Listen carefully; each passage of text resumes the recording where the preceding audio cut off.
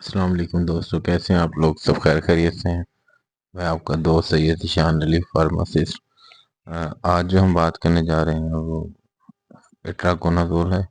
اٹراکونازول سپوریزول which contain اٹراکونازول سپوریزول ہے، star کی packing کے اندر ہے اور فارماسول نے اسے جو ہے بنایا ہے۔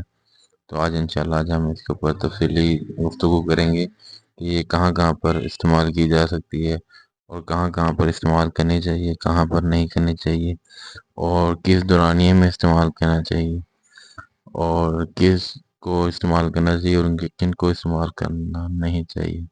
تو انشاءاللہ آج ہم اس کے بارے میں مکمل ڈیٹیل سے بات کریں گے۔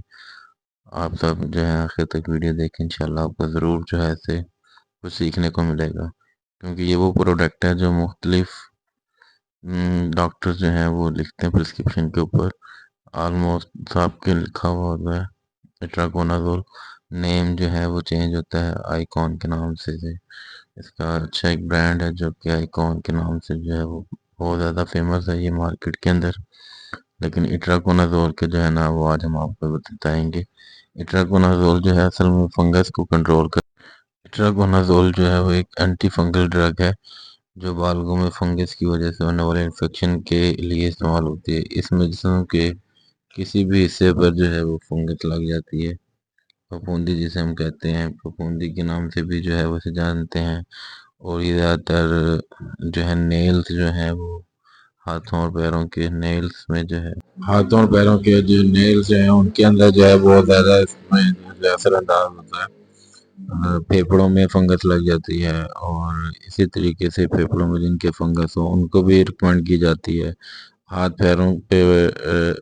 پیروں کے اوپر جو فنگس لگ جاتی ہے اس کے اندر بھی جو ہے اٹراکونازول کو جو ہے وہ استعمال کیا جاتا ہے۔ تو بہت سے ڈاکٹرز کی جو ہے وہ لائکنگ میں بھی ہے اور اس کے بہت سے اچھے اثرات ہیں۔ اور دوسرا جو ہے وہ جو پریگننٹ وومین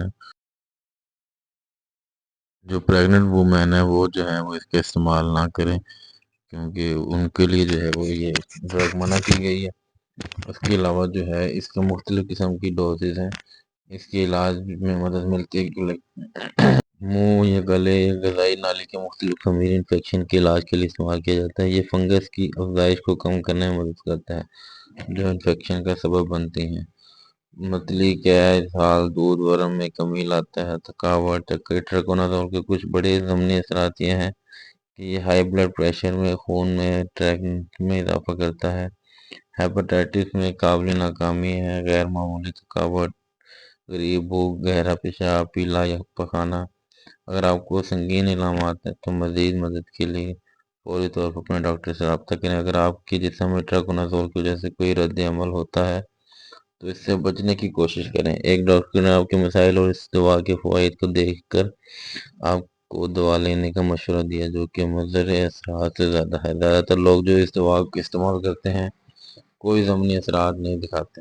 اگر آپ کو اٹراکونازول کے کوئی سنگین اثرات جو ہیں وہ واضح طور پر نظر آتے ہیں کہ جی آپ کو جو ہے وہ استعمال کرنے سے یہ مسائل جو ہے سامنا کرنا پڑ رہا، تو آپ فوراً اپنے ڈاکٹر سے جو ہے وہ رجوع کریں۔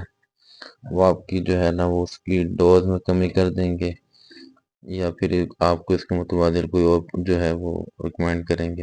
اور سیکنڈ تھنگ، اگر آپ کو دل کی خرابی، تھکاوٹ یا سانس پھولنا شروع ہو جاتا ہے، بلغم کے ساتھ کھانسی آتی ہے، تو آپ جو ہے وہ باقاعدگی سے جو ہے نیند کی خرابی جو ہے وہ مسلسل ہو رہی ہے تو آپ اٹراکونازول کو جو ہے لینا بند کر دیں۔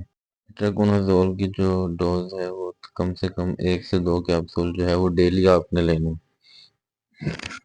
اور اگر اس سے کم آپ لیتے ہیں تو پھر جو ہے وہ آپ کو جو ہے نا وہ ڈوز پوری نہیں ملتی، جس کی وجہ سے جو ہے وہ اس کو جو ہے اپنے کم سے کم 200 ملی گرام جو ہے، مطلب کہ 1 کیپسول صبح اور 1 کیپسول شام کو لینا ہے۔ اور اگر اس سے بہتری نہیں آ رہی تو آپ نے جو ہے وہ کم سے کم جو ہے نا 400 ملی گرام کیپسول جو ہے وہ ڈیلی استعمال کرنا ہے۔ اس کے استعمال کرنے سے جو ہے پھر وہ آپ کے جو ہے نا اس کو خوراک میں تقسیم کر دیں اس کو روزانہ کی، تو اسی طریقے سے جو ہے آپ اس کو اپنی ڈوز کو کنٹینیو ٹھیک ہے۔ اللہ حافظ۔